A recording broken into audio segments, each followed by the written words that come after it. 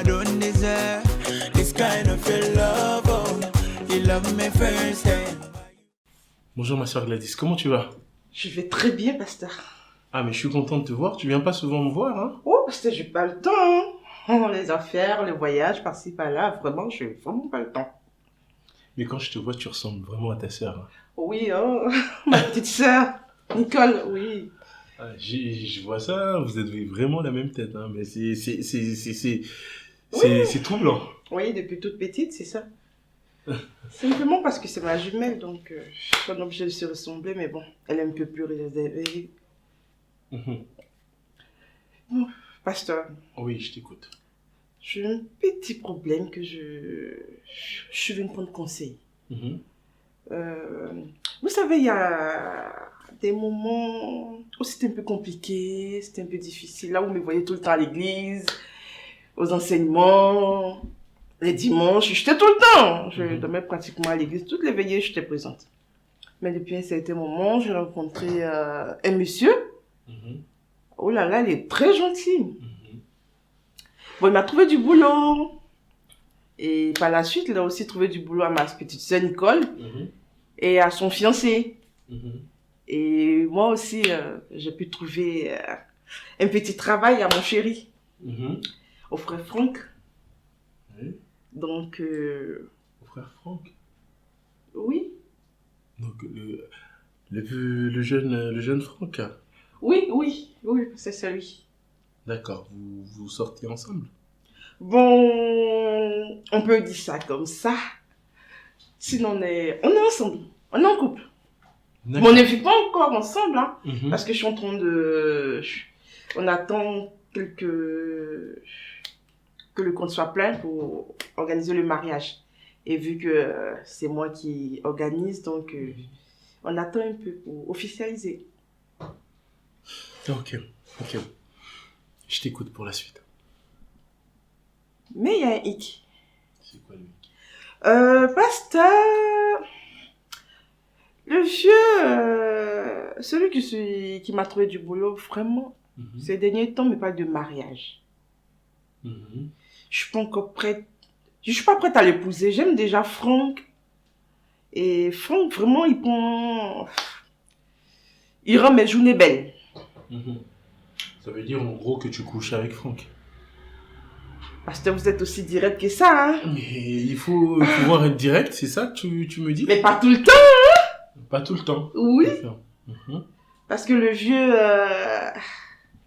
il vient à la maison aussi, puisque celui qui paye la maison, c'est lui qui m'a acheté la petite voiture que vous avez vue. Et aussi, il doit payer aussi l'opération de ma petite sœur. D'accord, l'opération pour grossir les seins, c'est ça? Oh, vous savez ça? Vous savez, je suis pasteur, il y a beaucoup de choses que je sais. Hein. Ah, j'ai pensé que c'était un secret. Bon, comme vous le savez, oui, c'est ça. Et son chéri l'aime bien. D'accord. Donc, et ce monsieur, en contrepartie de ce qu'il t'a donné, t'as couché aussi avec lui? Pasteur, vous êtes quand même direct, hein? Ben, c'est tout à fait normal, mais bon, c'est tout ce qu'il fait pour moi. Hein. Il paye les factures, la maison, le travail, tout et tout. Bon, je suis obligée de lui donner de temps en temps, hein, quelques coups, quoi. Quelques coups? Oui, on peut appeler ça comme ça parce que c'est pas de l'amour. D'accord. Bon. Et tu avais besoin de mon conseil, pourquoi? Il veut m'épouser, mais je veux pas du tout. Là, je veux pas. C'était... Donc en gros, tu veux continuer à te servir de lui, c'est ça? Je veux qu'on prie pour que... parce qu'il dit qu'il m'aime. Moi, je l'aime pas du tout. Pour que son amour disparaisse. Son amour disparaisse. Qu'il arrête de m'aimer. Mais qu'il continue à faire les cadeaux. Justement, vous êtes très fort. Vous avez les discernements, c'est bien, pasteur. C'est pas je vous aime. Il n'y a pas de problème. Oh là là. Non, mais je vois, je comprends. Je prie déjà un moment de jeûne, hein, que je coupe déjà à midi. Je prends juste le matin jusqu'à midi parce que à midi, je dois manger avec Franck, le soir avec le monsieur, quoi. Ok. Déjà, moi, ma sœur, ce que tu fais, c'est que tu vis dans le péché. Tu vis dans le péché. Non seulement c'est vivre dans l'impudicité, parce que tu couches avec le frère Franck, en même temps tu vas coucher avec ce monsieur et tu te sers de lui.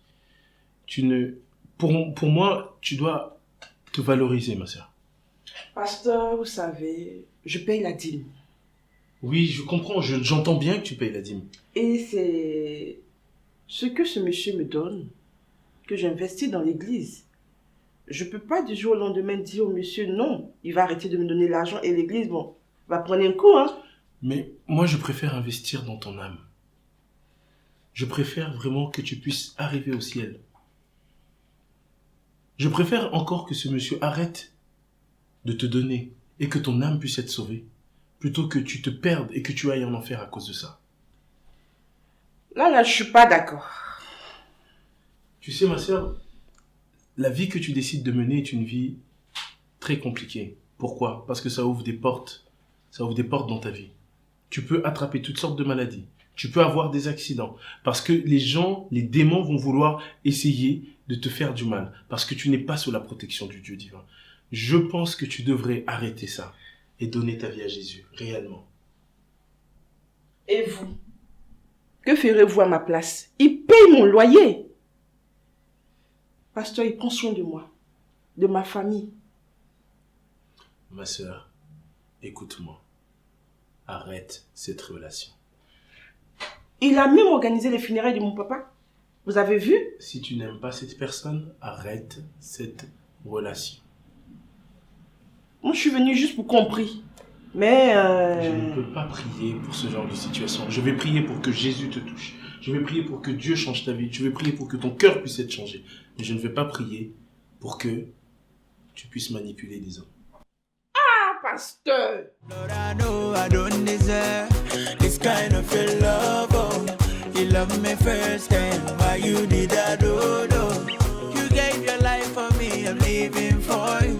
If I do join love, and titi lie, no matter what they want to say. Only Phoebe, not gonna follow you till the end of time, because you took the cross just for me, and the price was for free. I don't take it for granted.